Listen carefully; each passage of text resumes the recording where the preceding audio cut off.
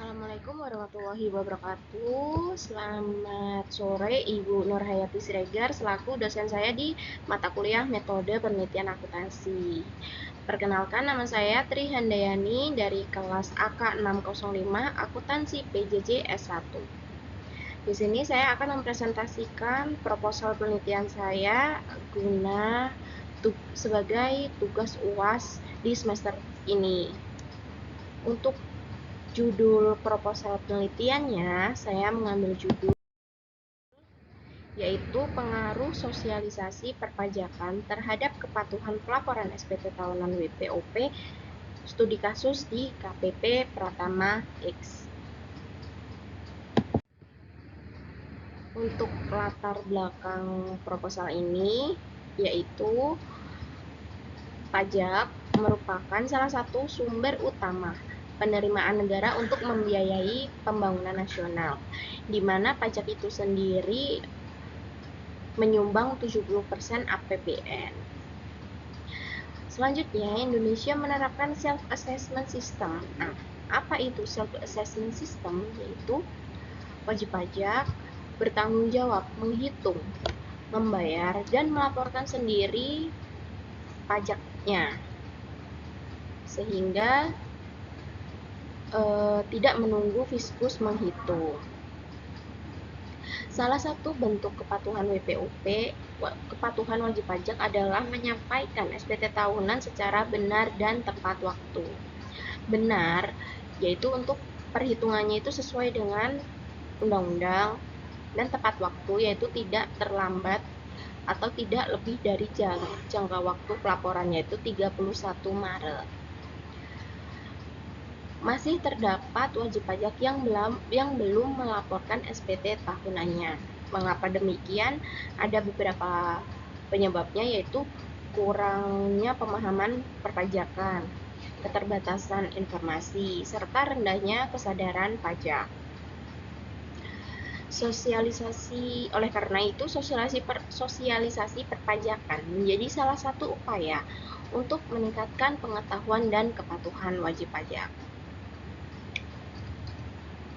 Hal ini sejalan dengan penelitian sebelumnya yang menyatakan bahwa sosialisasi berpengaruh positif terhadap kepatuhan wajib pajak.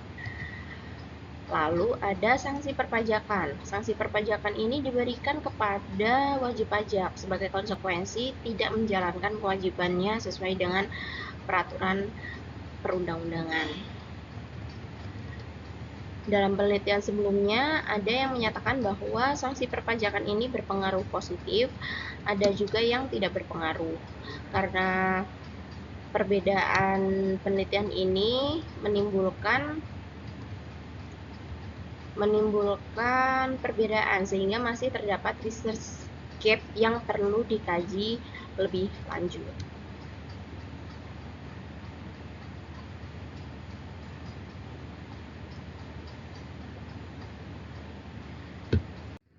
Selanjutnya, untuk rumusan masalah. Rumusan masalah dalam penelitian ini yaitu bagaimana tingkat kepatuhan wajib pajak dalam melaporkan SPT, apakah sosialisasi perpajakan itu berpengaruh terhadap kepatuhan, apakah sanksi perpajakan berpengaruh terhadap kepatuhan, dan apakah kedua-duanya, sosialisasi perpajakan dan sanksi perpajakan itu secara bersama-sama atau secara simultan berpengaruh terhadap kepatuhan wajib pajak. Untuk tujuan penelitiannya tujuan penelitian menjawab tentang rumusan masalah.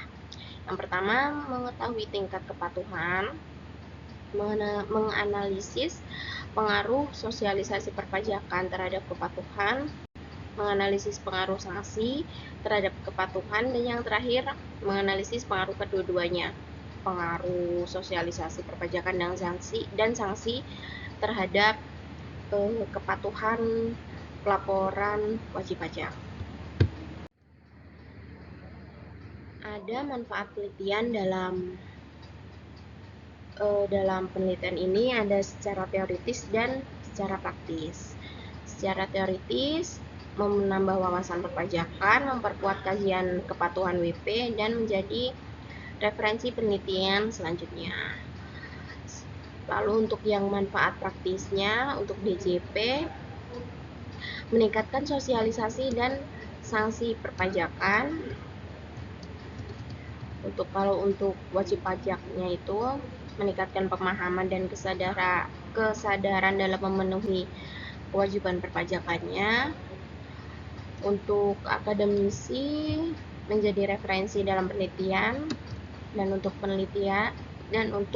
bagi peneliti menerapkan teori perpajakan dan meningkatkan kemampuan penelitian ilmiah.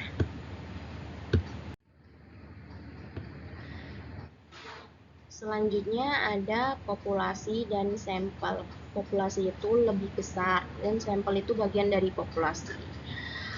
Populasi dalam penelitian ini yaitu seluruh WPOP yang terdaftar pada KPP Pratama X. Lalu untuk yang sampelnya itu saya menggunakan rumus Lovin. N kecil sama dengan N besar per 1 plus N besar dalam kurung E kuadrat. Nah, untuk N kecil itu adalah sampelnya, N besar populasi. Setelah dihitung-hitung menghasilkan jumlah sampelnya yaitu 399 orang atau responden. Untuk kerangka berpikir atau kerangka konseptualnya yaitu X1 untuk variabel independennya ada X1, X2. X1 sosialisasi perpajakan, X2-nya sanksi pajak dan terhadap kepatuhan wajib pajak. Nah, untuk hipotesisnya atau jawaban sementaranya itu H1. Sosialisasi berpengaruh positif. Untuk H2-nya sanksi perpajakan berpengaruh positif. Dan H3-nya kedua-duanya itu sosialisasi dan sanksi secara simultan atau secara bersama-sama berpengaruh terhadap kepatuhan wajib pajak. Untuk metode penelitiannya sesuai dengan arahan di tugas UAS ini menggunakan mixed method. Mixed method dengan saya menggunakan desain sequential explanatory, yaitu penelitian kuantitatif. Jadi kombinasi antara kuantitatif dan kualitatif untuk memperdalam hasil. Jadi untuk pendekatan kuantitatif asosiatif digunakan untuk menguji pengaruh X1, X2 terhadap Y, pengaruh kepatuhan perpajakan. Dan untuk metode pengumpulan datanya, saya menggunakan 3, kuesioner, wawancara, dan dokumentasi. Untuk kuesionernya ini, saya akan melakukan penyebaran kuesioner secara langsung, bisa secara langsung, media elektronik, dan Google Form. Di pertanyaan-pertanyaan kuesionernya itu, saya ada beberapa kategorinya, 5 kategori. 5 untuk sangat setuju, 4 untuk setuju, 3 netral, 2 tidak setuju, dan 1 sangat setuju.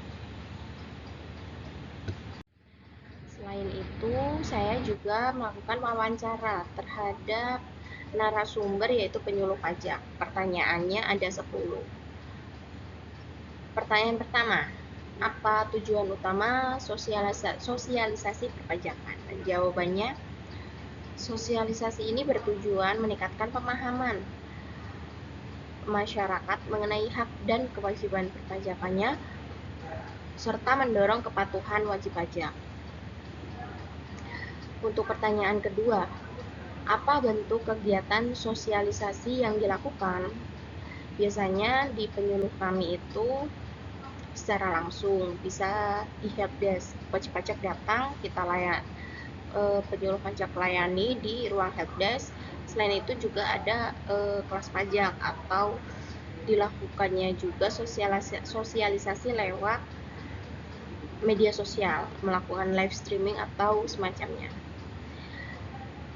Apakah sosialisasi perpajakan berpengaruh? Selama ini, ya. Wajib pajak merasa lebih memahami aturan dan lebih mudah memenuhi kewajibannya. Apakah ada kendala dalam meningkatkan kepatuhan? Kendala utamanya itu adalah kurangnya pemahaman masyarakat mengenai prosedur pelaporan pajak. Lalu saya tanya pertanyaan yang kelima, media apa yang efektif? Yang efektif jawabannya media digital, karena dapat menjangkau lebih banyak wajib pajak seperti live streaming di Instagram atau semacamnya.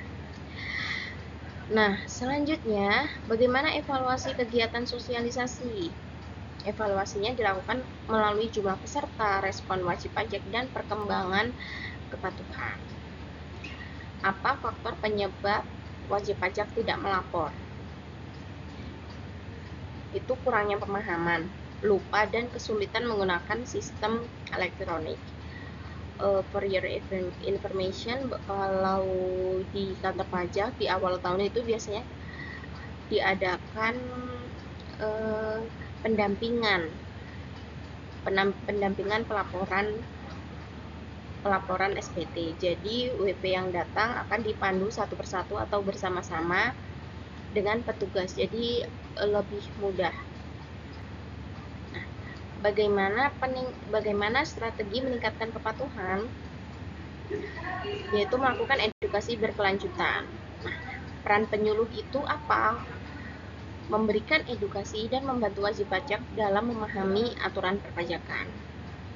Apa harapan terhadap kegiatan sosialisasi? Yaitu meningkatkan kesadaran masyarakat sehingga kepatuhan meningkat, wajib pajak dapat melaporkan sendiri SPT-nya untuk kedepannya.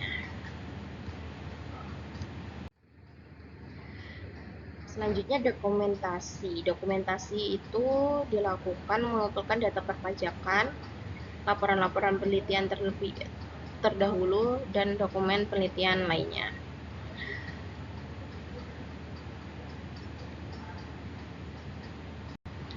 Seperti ini untuk yang jumlah wajib pajak terdaftar, lalu dikombinasikan.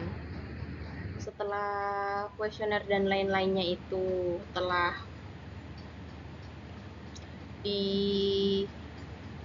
diolah, dikumpulkan semuanya, lalu tahap pengolahan. Setelah di tahap pengolahan ini, metode penelitiannya itu menggunakan teknik analisis data. Ada teknik analisis datanya, yaitu statistik deskriptif. Dicari statistik deskriptif ini menggambarkan karakteristik responden dan variabelnya. Batas minimumnya berapa, batas atasnya berapa, maksimalnya, dan rata-ratanya berapa, standar deviasinya berapa, seperti itu. Dilakukan juga uji validitas. Untuk responden yang terkumpul, dilakukanlah uji validitas untuk menguji ketepatan instrumen.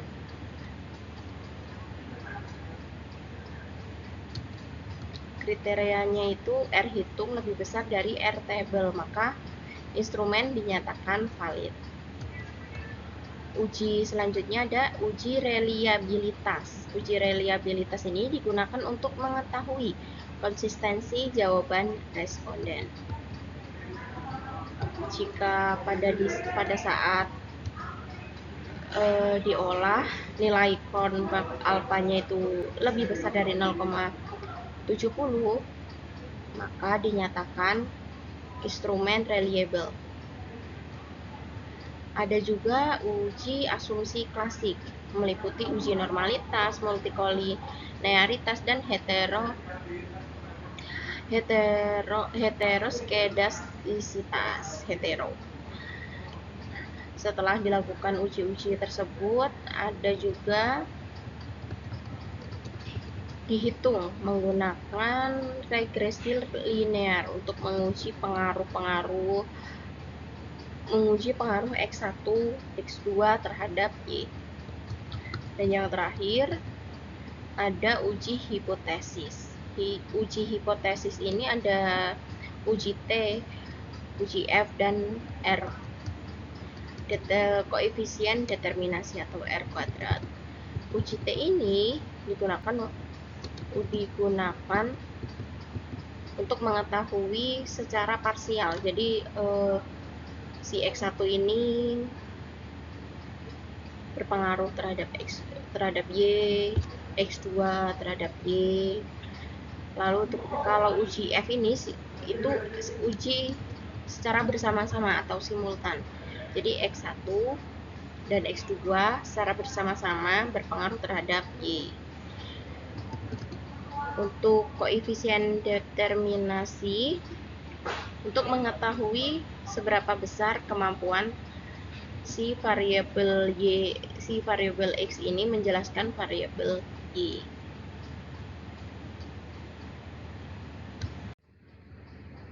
Terima kasih. Cukup sekian